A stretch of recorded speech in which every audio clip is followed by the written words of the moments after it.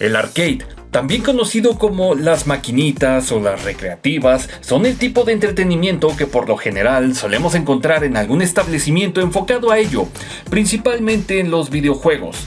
Además de las máquinas de videojuegos, podemos encontrar máquinas de juego de otros estilos, ya sean los famosos futbolitos o metegol, hockeys de mesa, máquinas de premios, juegos de destreza, entre otros, según sea el lugar. Pues las máquinas de arcade podemos encontrarlas en centros comerciales, restaurantes, bares, cines, incluso en farmacias o tiendas de abarrotes. Pero en los últimos años puede que ya no se hayan visto negocios de arcade cerca de donde vives, pues con lo que pasó en el 2020, muchos negocios se vieron afectados, y uno de ellos también fue el arcade. Incluso antes de ese año, parece que los negocios de arcade han ido desapareciendo, ya sea por falta de clientes, esto debido a la falta de interés de las nuevas generaciones de jugadores, la llegada de nuevas tecnologías como el juego online, videoconsolas, dispositivos móviles y computadoras que ofrecen títulos que el arcade ya no podría. O tal vez sí, pero también pasa que no hay quien se interese en desarrollarlo o simplemente ya no es rentable.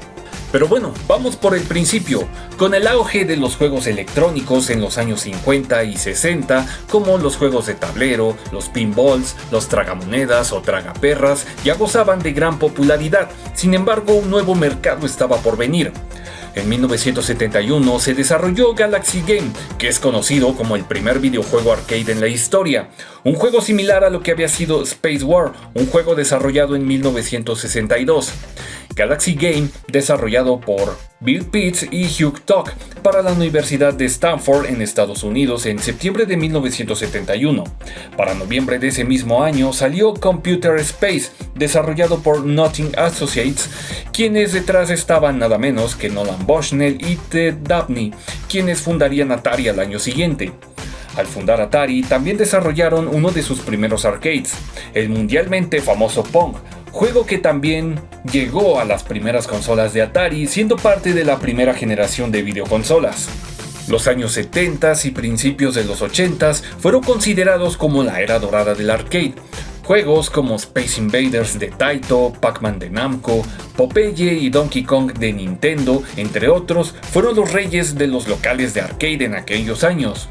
Esto antes de la crisis de los videojuegos de 1983, como resultado del fracaso del juego E.T. el extraterrestre y la sobreproducción de juegos de mala calidad que iban surgiendo. El arcade también se vio afectado en dicha crisis, lo que puso fin a esta era dorada. Sin embargo, con la llegada del NES en América en 1985, el lanzamiento de nuevas consolas y nuevos juegos, era obvio que el arcade aún tenía mucho que dar. Y entonces, como el ave fénix, el arcade resurgió y trajo consigo nuevos géneros. Uno de ellos fue el beat 'em up. Títulos como Double Dragon de Technos Japan, Final Fight de Capcom, Streets of Rage de Sega o Las Tortugas Ninja de Konami dominaron las salas de arcades entre finales de los 80s e inicios de los 90. Y por otra parte llegaron los juegos de pelea, el género que había llegado para quedarse en cada local, cada tiendita y cada farmacia. Juegos como Street Fighter de Capcom, The King of Fighters de SNK, derivado de otros títulos de pelea como Fatal Fury, Art of Fighting, entre otros, Tekken de Namco, Virtua Fighter de Sega y obviamente el arcade de peleas que puso a temblar a los padres de muchos niños de aquel entonces, Mortal Kombat, que además fue por él que se creó la ESRB. El género de pelea se mantuvo dominante en los arcades en la década de los 90s. Luego llegaron los 2000s, que si bien los juegos de peleas también se mantuvieron vigentes con importantes entregas como Marvel vs. Capcom 2, The King of Fighters 2002, entre otros, otro género llegó a dominar los locales de arcade: los juegos musicales. Originalmente del Japón surgieron importantes títulos entre finales de los 90s e inicios de los 2000s como Dance Dance Revolution y Taiko no Tatsujin, juegos que además de ejercitar la destreza, la precisión, también fomentaban la activación física. En Corea del Sur también surgió el videojuego de baile Pump It Up, que por varios años ha sido uno de los simuladores más populares en varias partes del mundo. En Occidente, el género de música tampoco se quedó atrás, y con la popularidad en ascenso de la franquicia Guitar Hero en consolas y PC, también surgió Guitar Hero Arcade.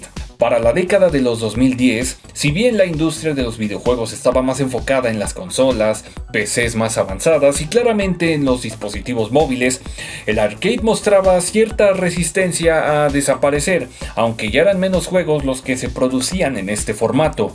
No había duda, el arcade ahora sí estaba en su ocaso. Si bien todavía vemos gente acudir a estos lugares, muchas veces es la nostalgia la que sigue manteniendo en pie el arcade. Recordar un poco los viejos tiempos de ir a las maquinitas después de la escuela o una tarde para echar una reta con cualquier juego gastándote el cambio de las tortillas. Llegar a ese local y verse rodeado por los sonidos que emiten todas esas imponentes máquinas alrededor, desde los gritos y los golpes de los juegos de peleas o las melodías de fanfarria de algún nivel superado, muchos títulos para jugar y tal vez no saber por cuál empezar, y claro, los gritos de emoción, de frustración y de maldición que soltaban los que estaban jugando o viendo. Comprar fichas de esas que tenían formas extrañas pero distinguibles para poder jugar, insertar la moneda y escuchar el característico sonido que indica que hay un crédito.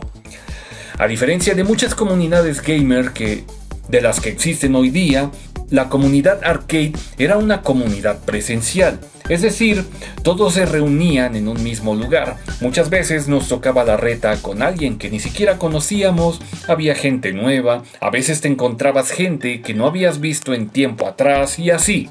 ¿Cuántas veces no llegaron a decirte tus papás, vecinos, maestros o compañeros de escuela que los locales arcade son sitios de vicio y perdición? Pero cuando a los de la escuela les decías algo de los tugurios a los que ellos iban, ya te querían linchar. Si bien algunos locales sí llegaban a estar medio feos, con gente tóxica, ubicados en zonas no muy buenas o locales que solo eran fachada para otra clase de negocios.